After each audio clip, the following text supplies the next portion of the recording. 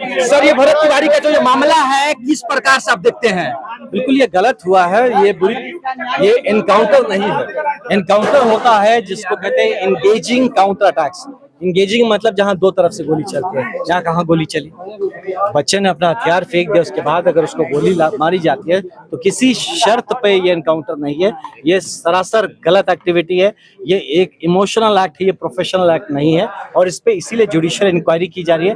दूध का दूध पानी का पानी हो जाएगा और जो गलत है उन पे सख्ततम, सबसे ज्यादा सख्त जो कार्रवाई होती है वो होनी चाहिए। सर जब आईपीएस का पद छोड़े थे, अब आए थे सत्ता में, बोले थे कि सिस्टम को सुधारना है, लेकिन यहाँ पे जनता साफ तौर पे कह रही है कि अब सिस्टम के कहीं ना कहीं अधीन होते जा रहा है। मालिक 6 महीना बा भी 6 महीना हुआ है, सिस्टम सुधार देंगे। अब 60 साल लग गए हैं ना, और सिस्टम सुधारने नहीं, हम अपनी जनता का जो हक है उसके लिए हम लोग खड़े हैं और सिस्टम बेहतरीन करने के लिए सुधारने। और ये सब देखिए, ये जो हमारी जनता की जो दर्द है, जो परेशानी है, वो हम समझ रहे हैं, इसीलिए संवेदना है, इसीलिए आज हम लोग साथ हैं और भरत भाई को न्याय मिलेगा, इस बात को हम लोग सुनिश्चित। भरत तिवारी जी जब लड़ रहे थे सबके लिए, जनता के लिए लड़ रहे थे, तब उनको कोई अधिकारी या कोई मंत्री सपोर्ट के लिए नहीं आए थे, ऐसा क्यों सर? यही चीज तो मैं कह रहा हूँ कि इसके दोषी हम सब है, आप भी है, कि क्यों नहीं भरत की बात आपने तब उठाई जब भरत उठा था, तब आपका माइक कहाँ था?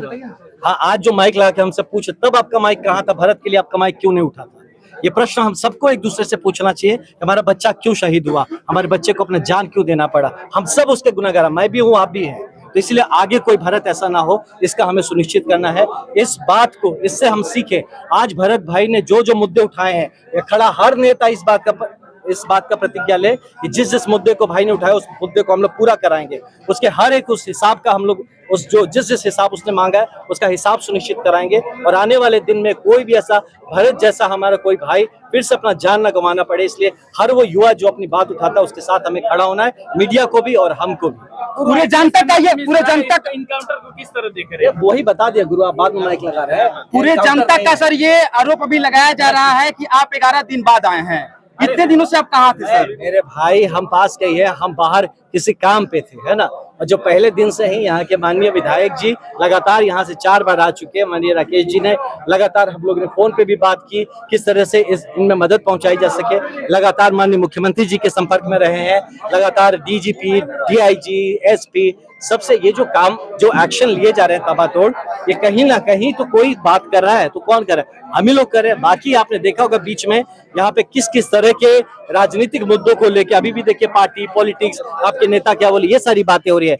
हमारे भरत ने क्या बोला ये कोई क्यों नहीं बोल रहा, नेता क्या बोले ये इंपॉर्टेंट हो गया। सर भरत तिवारी जी का मांग ये था कि उनके गांव में रोड होना चाहिए, जो मिट्टी भरा जाना चाहिए, पानी का समस्या खत्म होना चाहिए, लेकिन अभी तक देखा जा रहा है कि जो धरातल पे कोई भी ऐसा कार्य नहीं हो रहा है। उसको लेकर क्या कहेंगे? मेरे भाई, भरत भाई ने एक बहुत ही सही मुद्दों को उठाया है और ये पूरा होगा। आप देखिए 10-12 दिन हुए हैं ये चीज के लिए, जो दुर्भाग्यपूर्ण अभी परिवार एक खुद सदमे में है ना। अब इसमें हम लोग अगर इसी बातों को डिस्कशन करें तो मुझे लगता है थोड़ा सा वक्त दीजिए। जरूर, मुझे पूरा यकीन है कि सरकार हमारी इस बात को लेके बहुत ही गंभीर है और हर एक विषय पे काम होगा। हर एक मुद्दा जो भरत ने उठाया, हमारे भाई राकेश भाई ने इस बात को खुद ही कहा कि ये खुद पूरा करेंगे यहाँ पे, और हम सब सारे साथी इनके साथ मजबूती से खड़े। अब भरत भाई का हर सपना, हर वो बात जो उन्होंने उठाया, हम लोग इसको जरूर पूरा करेंगे। सर आपको क्या लग रहा है, निष्पक्ष तरीके से जांच हो रही है? बिल्कुल निष्पक्ष होना ही पड़ेगा। जुडिशियल इंक्वायरी दिया गया, आप सोचिए, सबसे बड़ी तो बात जब सर एक परिवार का सर पहला प्रमाण, एक मिनट, ये और दूसरा है सीआईडी पे ले जाना चाहिए, इन्वेस्टिगेशन सीआईडी को करना चाहिए ताकि लोकल पुलिस उसमें किसी तरह से इन्वॉल्व हो। सर जो परिवार का ये मांग है कि जो वर्तमान अभी न्यायाधीश आए थे, वर्तमान न्यायाधीश अभी यहाँ पे आए थे, उनको हटा करके जो अभी प्रेजेंट में है उनको लाया जाए। देखिए न्याय, हम एकदम इस बात का संवेदना रखते हैं। इस बात से क्या होता है कि जो एक्टिंग लोग, जो एक्टिंग जुडिशरी होती है, उनके पास इतना केसेस होते हैं, अगर उनको आप देंगे तो ये लंबा इंक्वायरी चल जाएगा।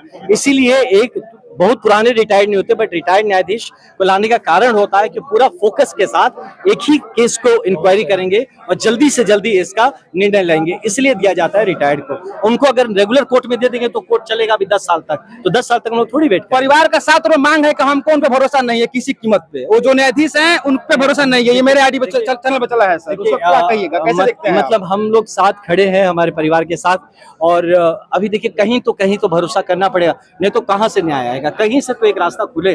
तो मुझे लगता है एक रास्ता खुला है, उसके माध्यम से हम लोग चलते हैं। सीआईडी का इसका इन्वेस्टिगेशन सीआईडी को हैंड ओवर, इसका मांग हम लोग करते हैं कि ये रेगुलर पुलिस की इन्वेस्टिगेशन से सही मामला नहीं निकलेगा, ये मामला सीआईडी के इन्वेस्टिगेशन में जाना चाहिए। जुडिशियल इंक्वायरी का जो रिपोर्ट आता है उस पर त्वरित कार्यवाही होगा, इस बात का ध्यान रखें। अगर इंक्वायरी रिपोर्ट के बाद त्वरित कार्यवाही नहीं होते तब हम कह सकते हैं कि हमें इस बात पे शक। ये सर आप आईपीएस रह चुके हैं, ये गलत हुआ है या नहीं? बिल्कुल गलत, सरासर गलत है। इसमें देखिए मैं गलत अगर ये सही हुआ होता तो मैं यहाँ बैठा होता, बताइए। गलत हुआ है, इस संवेदना के साथ यहाँ बैठे हैं, ये बिल्कुल गलत है, ये सरासर गलत है।